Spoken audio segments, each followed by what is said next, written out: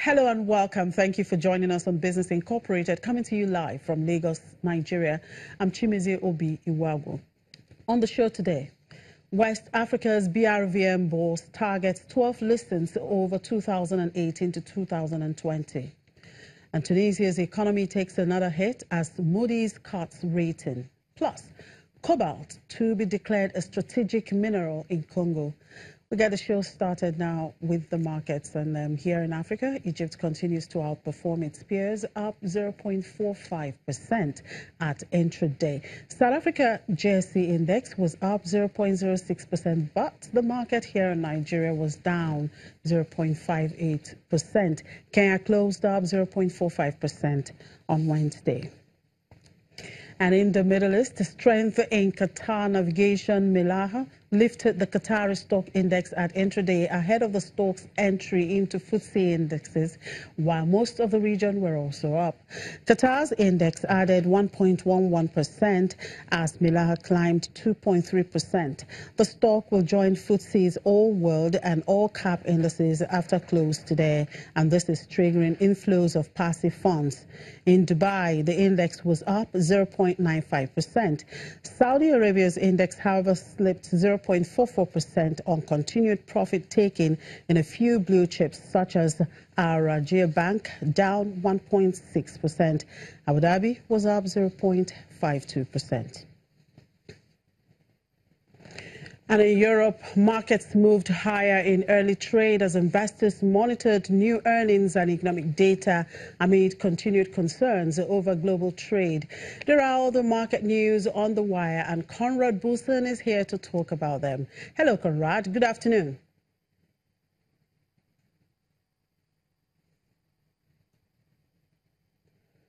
Hello, Conrad. Okay, we seem not to have Conrad now, but we hope to get through to him as soon as it's possible. In the U.S., stock index futures posted slight gains ahead of open as investors tried to shake off concerns surrounding global trade. Around 6 a.m. Eastern Time, Dow futures were up 60 points, indicating a rise of 57.88 points at the open. The Nasdaq futures and the S&P 500 futures pointed to a slightly lower open. A slew of data are expected to be released at 8:30 a.m. Eastern Time. Jobless claims and import prices are due, along with the Empire State Manufacturing Survey and the Philadelphia Fed Manufacturing Survey.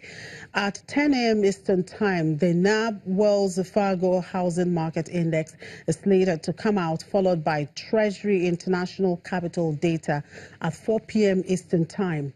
In the earnings space, Dollar General, JGL, Adobe Systems, Broadcom, and Ulta Beauty are all slated to release their latest financial results.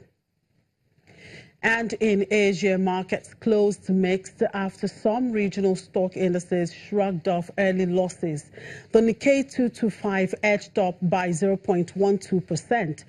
Across the Korean Strait, the Kospi added 0.25% to end at 2,492.38. Hong Kong's Hang Seng Index advanced 0.22%. Mainland markets closed mixed. The Shanghai Composite finished the session mostly unchanged, closing up 0.01% at 3,291.61. The Shenzhen Composite slipped 0.22% to end at 1,874.41. In Sydney, the S&P ASX 200 shed 0.24% to close at 5,920 points as losses in the heavy-weighted financial sub-index, which traded lower by 0.89%, weighed on the broader index. And back here in Africa, West Africa's regional BRVM bourse is targeting 12 new listings between 2018 to 2020, including one bank this year. The Abidjan-based exchange's chief executive, Edo Kosi Amonove, says he expects 2 listings this year by small to medium-sized enterprises. According to him, there is one in the main board in the banking sector, and the 2 SMEs are in the distribution and IT sector.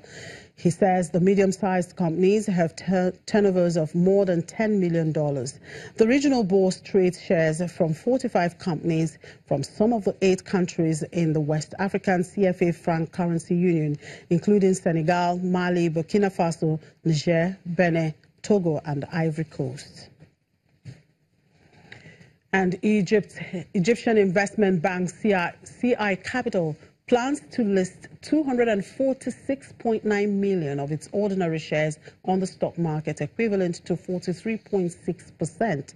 The company is currently working on obtaining regulatory approvals from the Egyptian Financial Regulatory Authority and the Egyptian Stock Exchange and expects to offer the shares for sale during the second quarter of the year.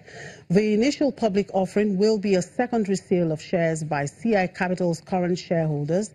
The shareholders will use part of the proceeds to subscribe for up to 1 billion Egyptian pounds and the newly issued shares at the offer price. There will be an international offering to institutional investors in several countries, including Egypt, and a retail offering to retail investors in Egypt. The price will be determined through a book building process. And Halois Towers has ditched its plans to launch an initial public offering in London, which was expected to value the business at about £2 billion. Halois says it had received a considerable interest from institutional investors who were supportive of its business plan and growth prospects, but its shareholders had decided to withdraw the planned listing. Halois is owned by telecom firms Millicom and Bharti Airtel and hedge funds including Albright Capital Management and Soros Fund Management, which owns more than 20%. On March 2, it said it was targeting an IPO on the main market of the London Stock Exchange in early April. Halois was formed in December 2009 and owns around 6,600 towers in Ghana, Tanzania, and the Democratic Republic of Congo. And Ghana has raised its target for the sale of Eurobonds to as much as $2.5 billion, of which the country wants to use more than half to pay existing debt. The West African nation will use $1 billion to help meet its 2018 budget and may issue another $1.5 billion to refinance dollar debt should it be able to sell the bonds at a cheaper rate. Ghana may also issue as much as 500 million cedis in global depository notes to increase the participation of foreigners in its weekly sale of local notes. Ghana will join other sub-Saharan African issuers such as Ivory Coast and South Africa that are rushing to sell debt before the U.S. Federal Reserve's policy tightening path pushes yields higher. And Moody's Investors Services has downgraded Tunisia's credit rating on its deteriorating fiscal situation, complicating the government's plans to raise capital on international markets. The ratings company lowered Tunisia's long-term issuer credit rating by 1 notch to B2, 5 levels below investment grade and on a par with Argentina, Nigeria, Cameroon and Kenya. Moody's, which had last downgraded Tunisia 7 months ago, assigned it a stable outlook. The ratings drop is liable to hobble the government's efforts to raise money abroad to help diffuse the unrest that's mounted over rising prices and high unemployment. It comes days after Tunisia's new central bank governor said the nation cannot defend its currency even if it wanted to, as foreign reserves dwindle. And the International Monetary Fund has approved a 3-year $157.6 million credit facility for Burkina Faso, in part to help boost security after a spate of attacks by Islamist insurgents. Burkina Faso faces significant development challenges which have intensified in the recent period due to security shocks and social unrest. The agricultural economy is expected to grow 6% this year, down from 6.5% in 2017, but above the 5.9% in 2016, driven by cotton production and mining.